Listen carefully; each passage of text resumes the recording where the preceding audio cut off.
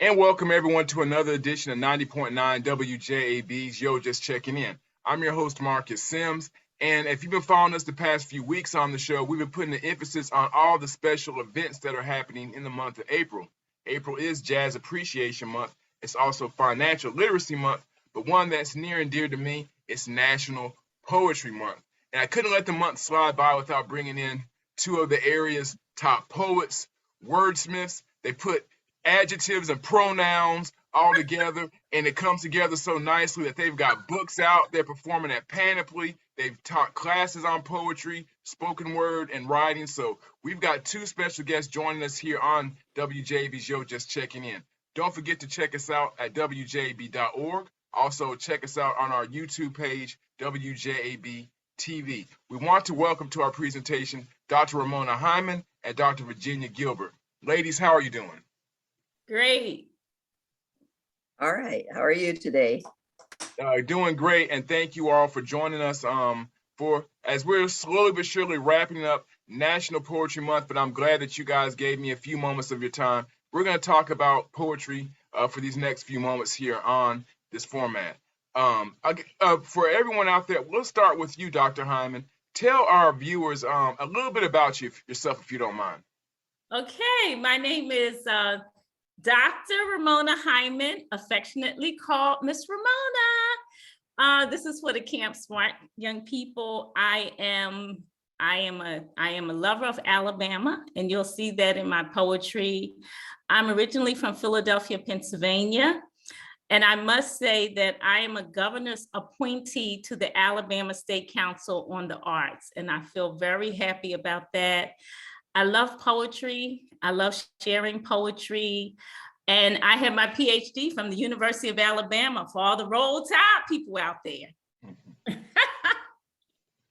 Wow, okay. Awesome. And of course, if I'm correct, Dr. Hyman, you teach poetry classes as well, if I'm correct. Am I correct? Yes, I do. I teach at Oakwood University.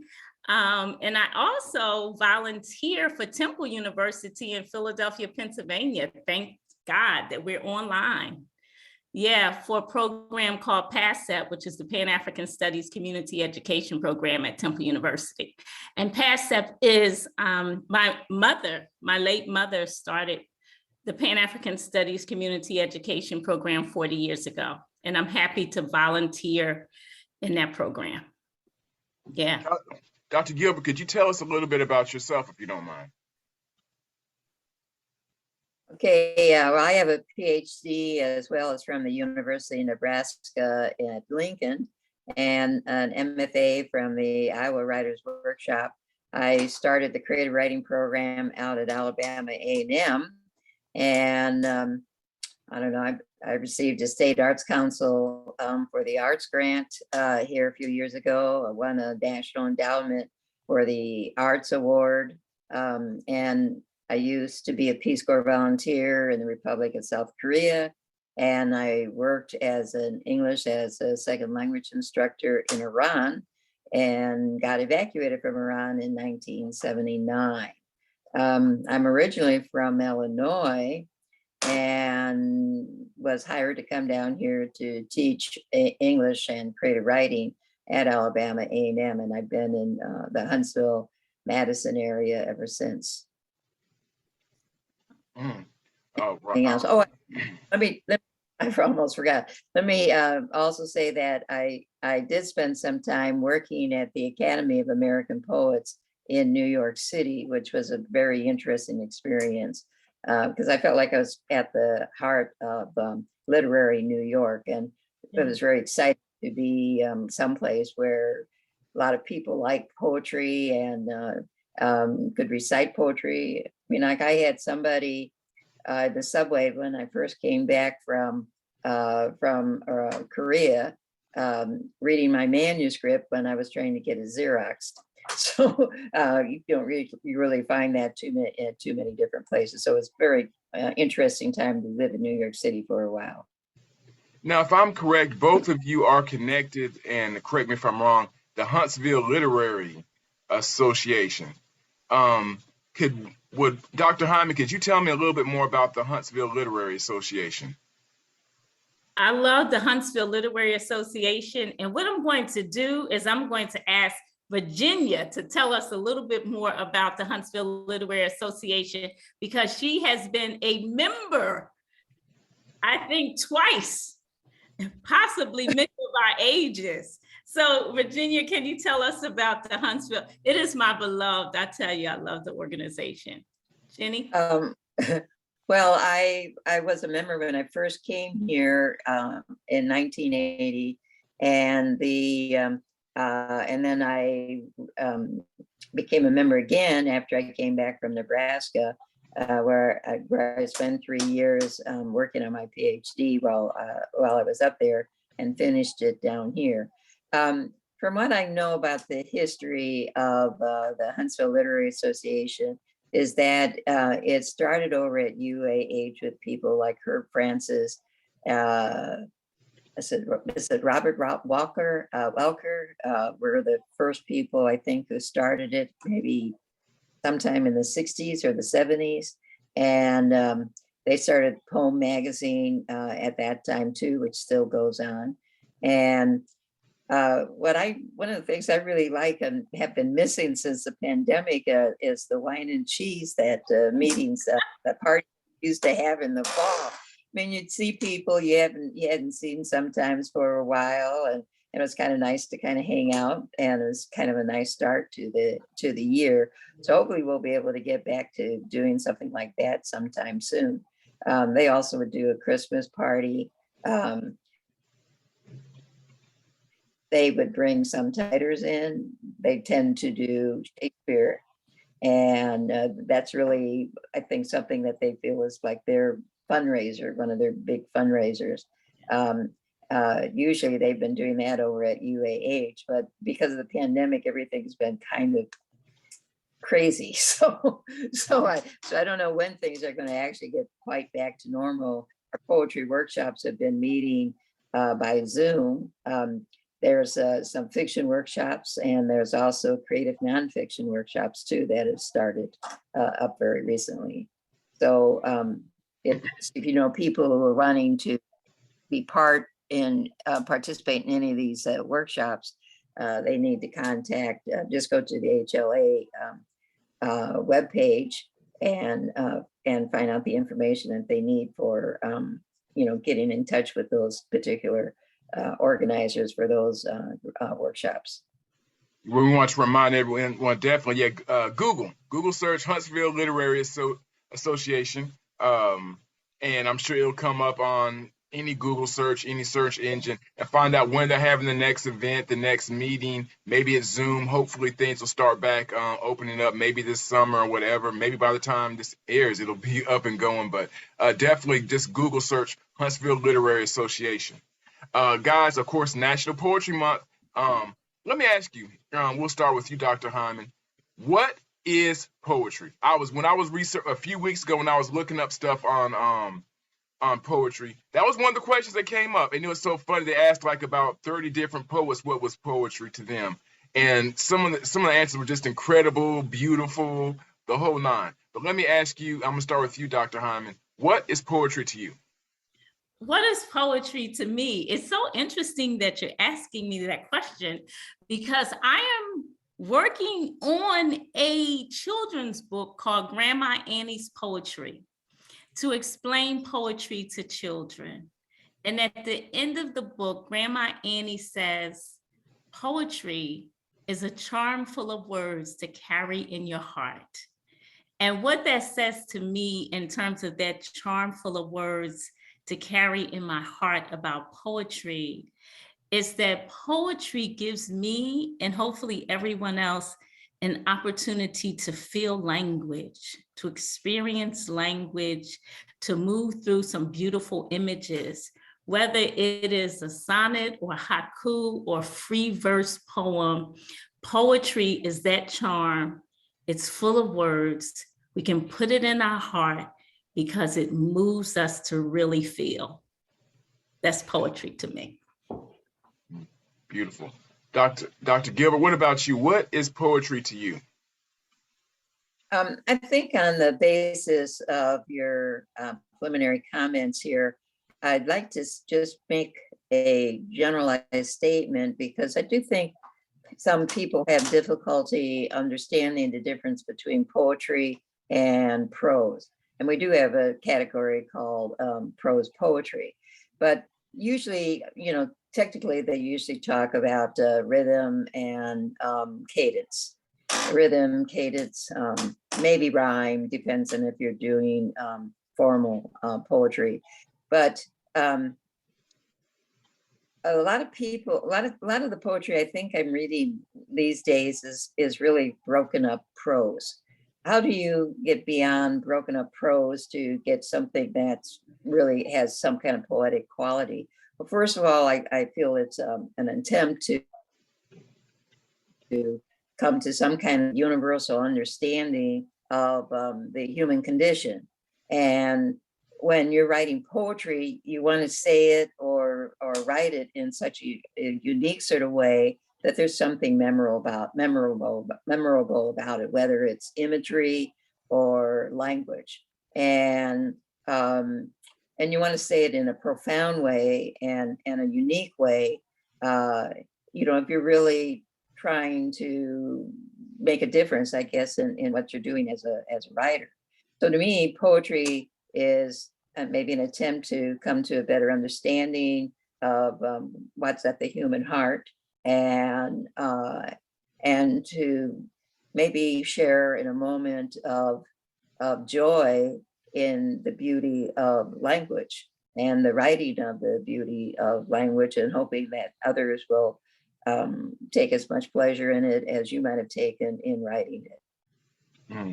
Beautiful.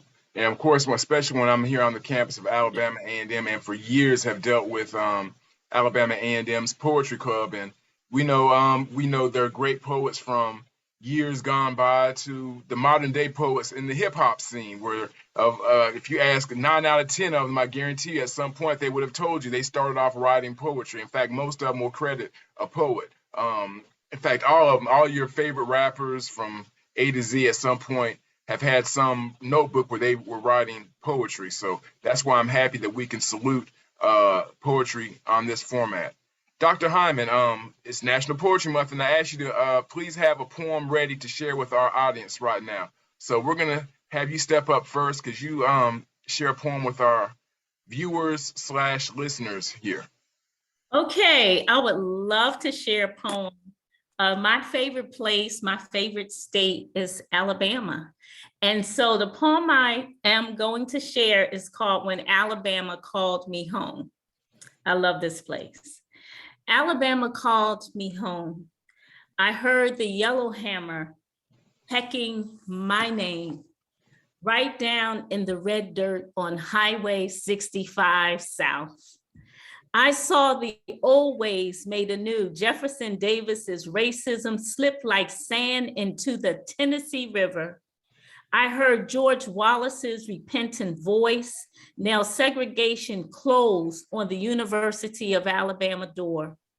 I heard the feet of children dancing freedom in Birmingham.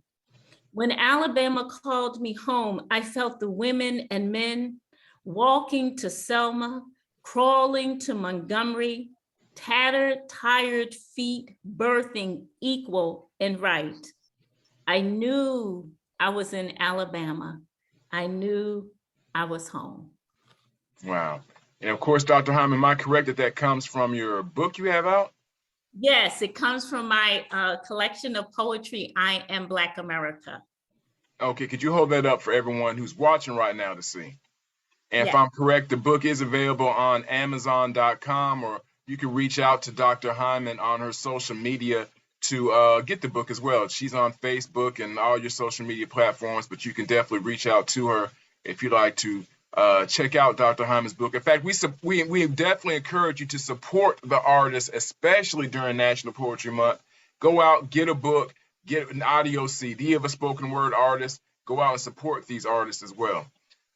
Dr. Gilbert, before we get you to give us a poem, let me ask you, could you throw out the name of a few poets that you would like our viewers or listeners to check out? Maybe some of your favorites that you would encourage them to read their poetry or listen to their poetry. My favorite poets in all the world are the poets of the Black Arts Movement.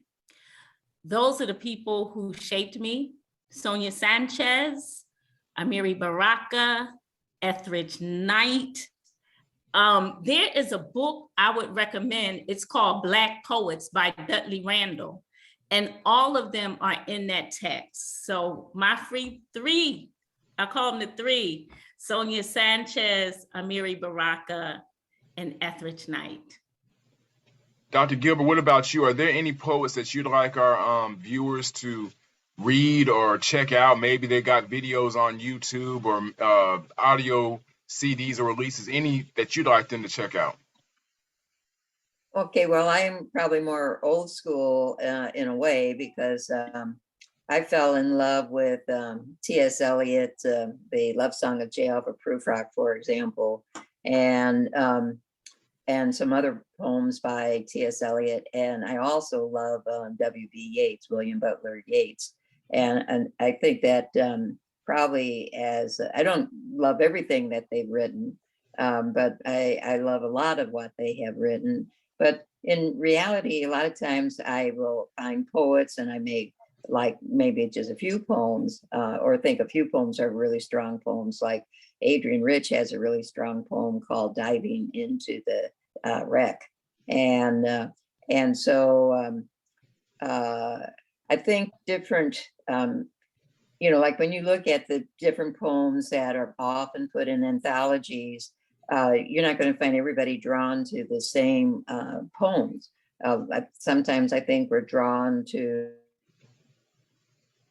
different poems or poets because of their sensibility maybe being in line with ours. Like when I was first introduced to the Love Song of J. Alfred Prufrock, here you've got a man who's asking the question, shall I dare disturb the universe?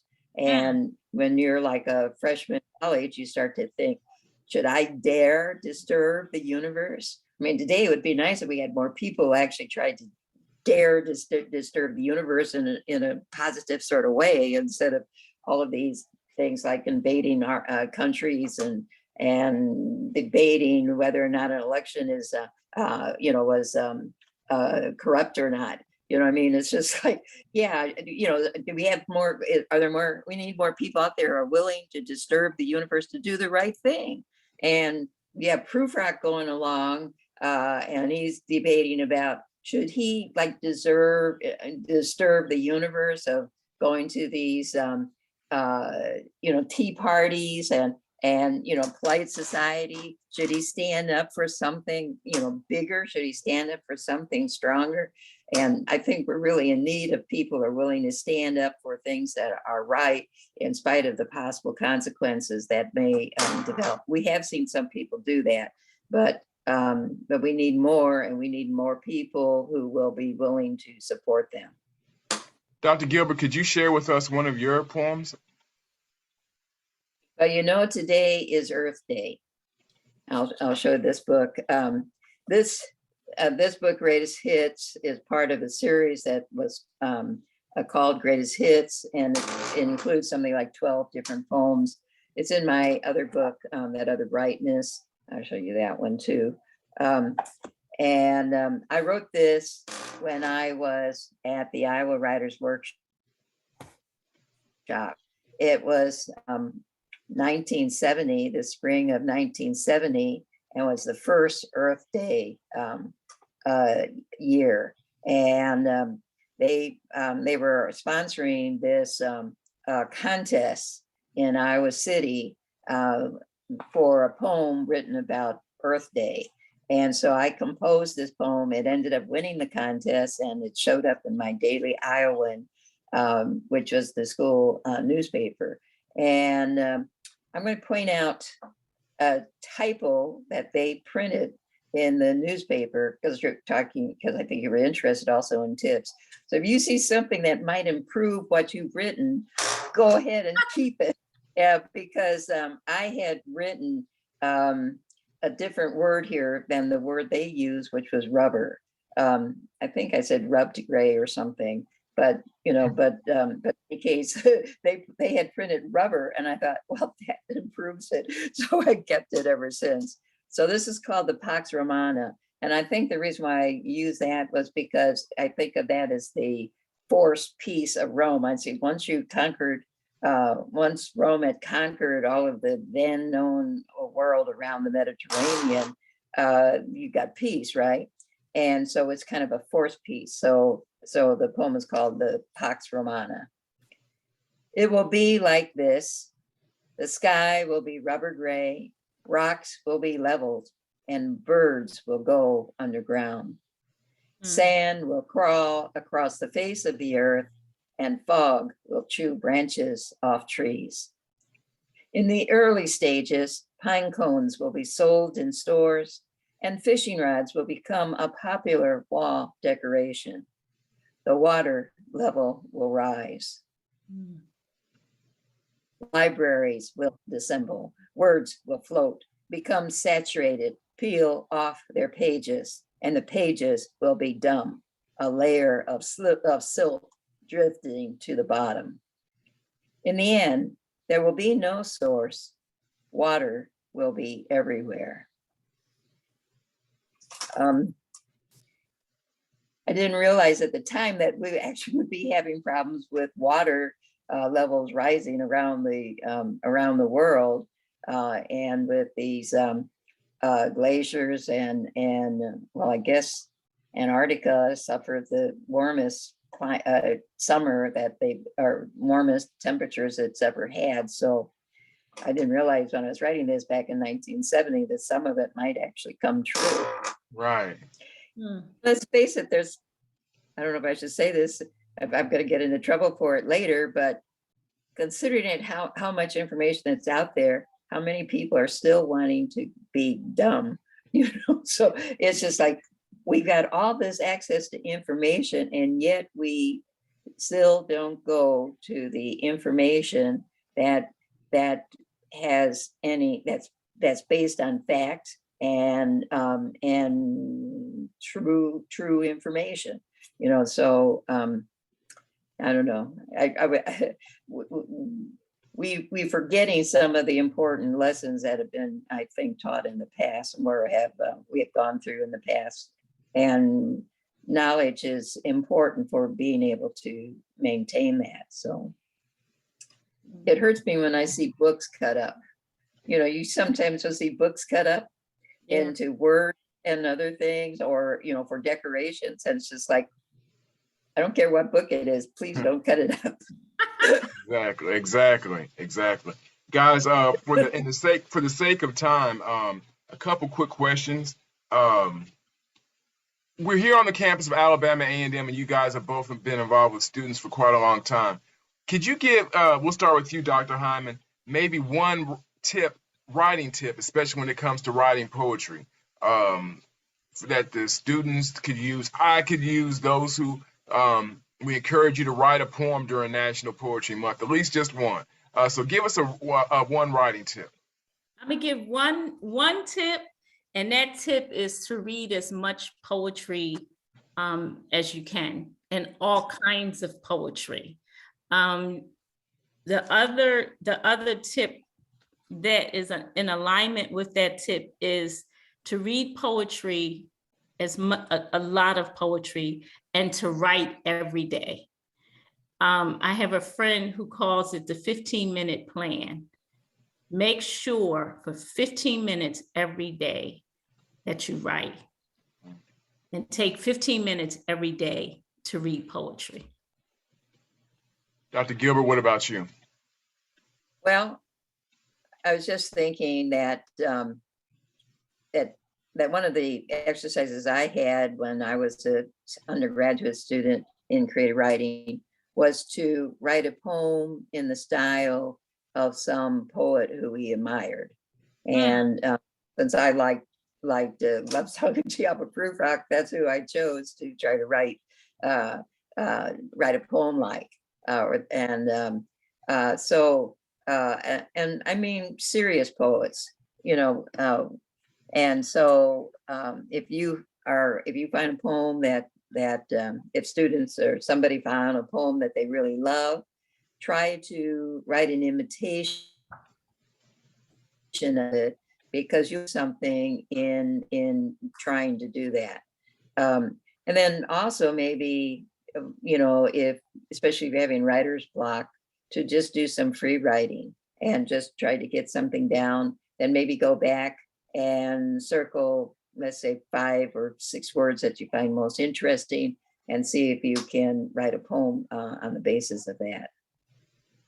Guys, as we're wrapping There's things others up, I could give you, but yeah, for the sake of time, I mean, this should have been easily a 2-parter. We should have probably looked at this as being a 2-parter, but I definitely want to get in as we're wrapping things up. I know you got Dr. Hyman and Dr. Gilbert, you guys got a big gig coming up for Panoply in downtown Huntsville. So could you guys tell us a little bit about the upcoming spoken word poetry stage that's going to happen at Panoply here in Huntsville, Alabama? Dr. Yes, Gilbert. Dr. Gilbert. okay. I'm excited. Panoply has done this before. I in the past had organized some readings, and Marcus, I think you've come out and participated in doing some of those. Yes. And as well as some of the students and some of the other locals who have come out to do some readings. This time it's been handled through the Huntsville Literary Association and with the Panoply organizers. So they just had some slots. It's at the Art Out Loud tent, and Ramona, I can say this. Ramona is going to be reading at 5:15. I'm scheduled to read at 5:30. These are on Saturday, and we'll be reading at that tent. And if you go to the Panoply site, you can download the schedule and see who's doing what at what time. There's other people that will be doing some reading as well on all 3 days. And so, and then there should be some art and some other things there. We'll have our books there if you're interested in buying any of our books. And we'll have 15 minutes each to read. Awesome. Awesome. So we want to encourage everyone to go to the Panoply Facebook page, go to the Panoply website, and you can check out Dr. Ramona Hyman, Dr. Virginia Gilbert at Panoply this year. I had a chance to check out the other poets involved as well. So you're bringing in also some A&M graduates as well, and a lot of the locals who do a great job keeping the tradition going here in the area. I almost would like to, if we had time, to talk more about the difference between the poetry scene versus the spoken word scene. Is there a difference? Yes, no, maybe. Are they brother and sister? We'll discuss that at another time. I'm sure Dr. Gilbert has a comment or two about that. I won actually the first, which surprised me, first slam poetry contest that the Alabama State Poetry Society tried to do. I'm not surprised. When they into it. You're not surprised. I'm not surprised. You know, I had to get up and do something extemporaneously, and I had no idea what I was going to say or do. And I was worried that I was going to get some cuss words that I had to put into the poem. Because the ones that went up before had them, so they were words that. But nonetheless, you won. So congratulations. Applied. So. Right. So nonetheless, you won. And we do want to remind everyone once again to check out these great poets, good friends of mine as well. And you can also, for the month of April, go out and check out their books. Dr. Gilbert will have some at Panoply. So will Dr. Hyman. Write a poem, support an open mic. There are plenty that happen in the Tennessee Valley, whether it's on the college campuses or in the community. Also, check out the Huntsville Literary Association. Once again, Google them for more information about how you can be involved, support, join, attend a meeting. Guys, it's been a quick one, but it's been a very eventful one. Feels like I just went to English class for a few moments. So. Yes, I just add something real quick? Real quickly, I must say that to all the poets, the writers out there, the Alabama State Council on the Arts has a grant, and the deadline is June 1st. And so if you are interested in applying for that grant, you can email me and I will send you the link to the Alabama State Council on the Arts. Definitely. So check out, in fact, I can say both Dr. Hyman and Dr. Gilbert are on social media. They're on Facebook. So if you're on Facebook, just look them up on Facebook and contact them. That's the easiest way to contact them, I think. Just go through social media. Isn't that a nice way to do it? Yeah. Let me point this out, poets and writers, and you know, we were talking about things to recommend for students and for other people. This is a magazine, like on this issue, it says the literary agents issue. So if you're writing prose, you're probably going to need an agent. Poets tend to not be able to get agents because we don't make enough money. And when we do start making money, you know, they'll say that we're still not making as much money as somebody who might write a novel. And of course, not all novelists will make a lot of money, but these guys, poets and writers, have a directory. I'm listed in that directory if anybody's wanting to check it out, but a lot of writers are listed in that directory.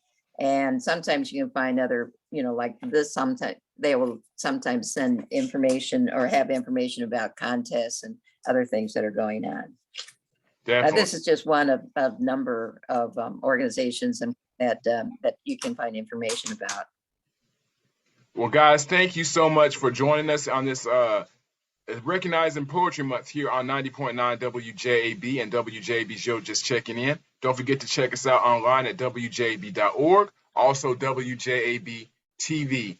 Dr. Hyman, Dr. Gilbert, thank you so much for joining me this afternoon, and have a happy National Poetry Month. Thanks, and you too. Thank you. Thank you.